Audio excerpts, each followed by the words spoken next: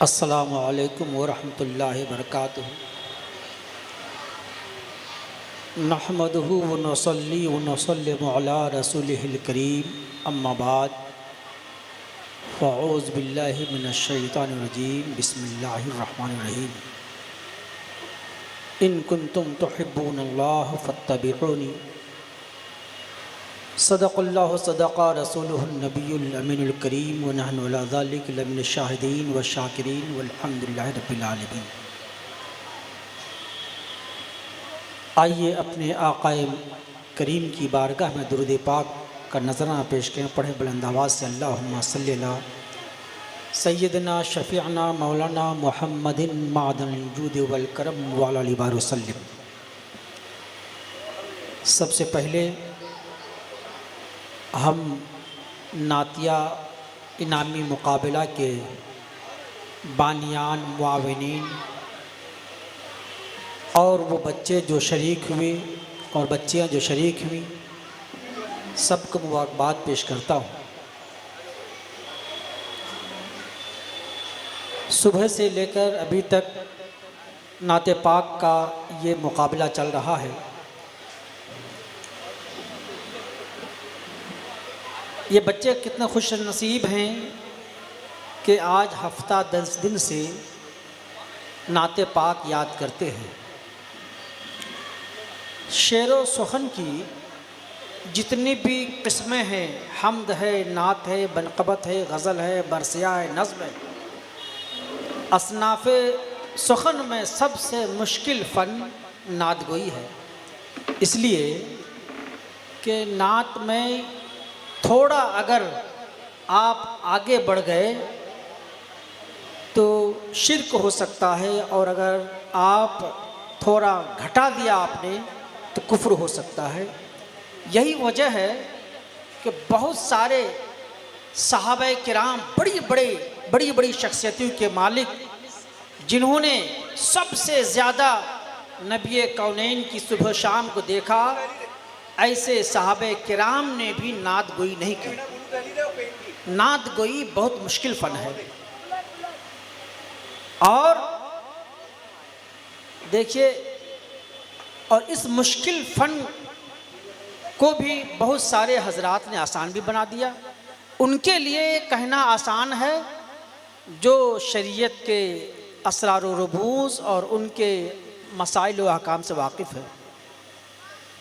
कुरान करीम फ़ारसी में और अरबी में कुरान का तर्जमा हुआ है और उलमा जायज़ कहते हैं, लेकिन दूसरी ज़ुबानों में, हिंदी में, इंग्लिश में, मलयालम में और दीगर ज़ुबानों में कुरान करीम के तर्जमे को पढ़ना और लिखना हराम करार दिया गया। उसकी वजह क्या है? बात याद कीजिए। उसकी वजह यह है कि अल्फाज का जो सही मखरज है, आइन का जो मखरज है, काफ का जो मखरज है, शीन का जो मखरज है, ये आप फ़ारसी और उर्दू में निकाल सकते हैं, लेकिन किसी दूसरी ज़ुबान में नहीं निकाल सकते हैं।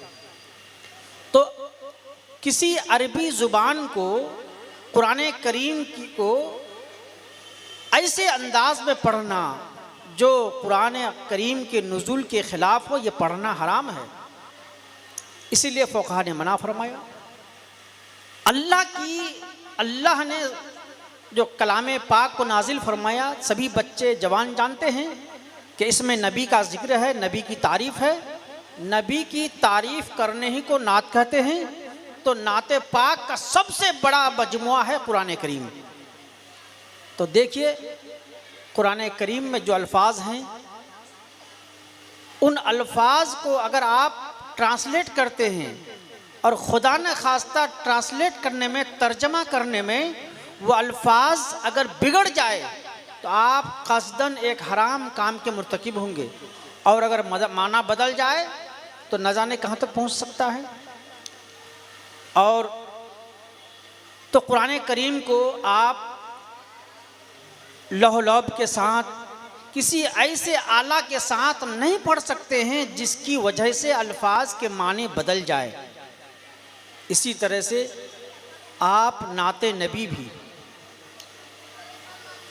बसा औकात नाते नबी पढ़ने में अल्फाज के माने अब एक लफ्ज़ अगर अल्लाह है, ये अनवर साहब भी यहाँ हैं, आदिल साहब भी हैं और जो भी हैं याद कीजिए, अल्लाह है।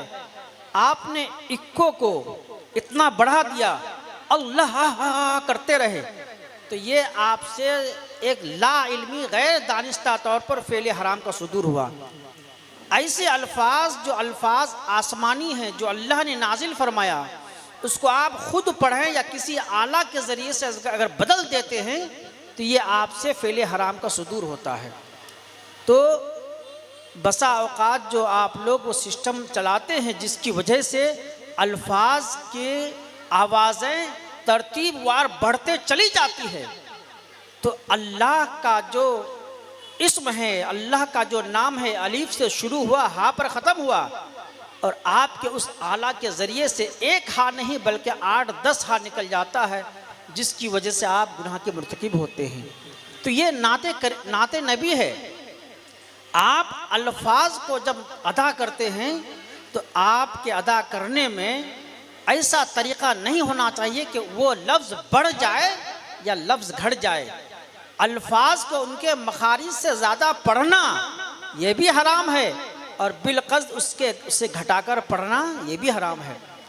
तो आप जब नात पढ़ें, हम जब नात सुनते हैं तो इस बात का साहबे किराम का दौर याद कीजिए कि साहबे किराम जब नाते नबी पढ़ते थे तो नबी की बारगाह में ये तसव्वुर होता था, और साहबे किराम फरमाते हैं जब नात पढ़ते ऐसा महसूस होता कि सबों के सरों पर परिंदे बैठे हुए, बिल्कुल हरकत नहीं होती। और अभी हम लोग तो नात सुनते हैं तो माइक सामने रखते हैं तो फिर पूरे स्टेज का तवाफ़ करते हैं। ये नबी की नात पढ़ने का ये तरीक़ा नहीं है। नबी का नात पढ़ने का तरीक़ा तो ये हो कि हम यहाँ हैं और मेरा तस्वुर नबी कौनैन की सीरत व सूरत में गर्दिश करता रहे, ऐसा महसूस करें कि हम नबी के मजलिस में बैठकर नबी की नात पढ़ रहे हैं। तो बड़े खुश नसीब ये बच्चे हैं कि हफ्ता 10 दिन से नात पढ़ रहे हैं। कम से कम माँ बाप को इससे सुकून मिला होगा कि गेम है और जो भी किस्म के वो सब चीज़ें हैं, वो उन चीज़ों से बच्चे महफूज रहे। नसीम भाई बड़े आसानी से, बड़े चालाकी के साथ बहुत सारे सवाब अपने दामन में समेट लिए, चूँकि आज महीना दिन से वो काम कर रहे हैं। और अकरम आर्ट भी बहुत मुस्कुरा रहे हैं, चूँकि वो भी इनके साथ काम करते रहते हैं। तो जितने लोग भी इसमें शरीक हुए सब लोग बेपनाह सवाब के मुस्तहिक हैं, और जिन लोगों ने ताउन किया, बैग दिया, और अभी रज़ा एकेडमी शाख भिवंडी के ज़िम्मेदारान ने तमाम बच्चों को वो 100 रुपये का इनाम पेश किया है। ये अल्लाह ताला इस एकेडमी के तमाम ज़िम्मेदारान की सेहत की उम्र में सेहत व सलामती के साथ दराज़ी अता फ़रमाए, और उनके जो अज़ाइम व मकासिद है कामयाबी अता फ़रमाए। आज जो हज़रात जिन लोगों ने भी ताउन किया है, यकीनन उन्होंने खालिस अल्लाह के हबीब की मोहब्बत में, नाते नबी की मोहब्बत में ये ताउन पेश किया है, तो वो सब सवाब के मुस्तहिक हैं। सुबह से लेकर अभी तक फैयाज सर और हमारे मोहम्मद भाई और 3 जज साहिबान बड़ी मेहनत के साथ यहाँ रहे। यकीनन अल्लाह और अल्लाह के हबीब की बारगाह में अगर एक लम्हा भी इनका कबूल हो गया तो दुनिया में भी भलाई है और आखिरत में भी भलाई है। अल्लाह रब्बुल इज़्ज़त इस महफिल को, इस मुकाबले को ता क़यामत कायम रखे। वमा अलैना इल्ला अस्सलामु अलैकुम।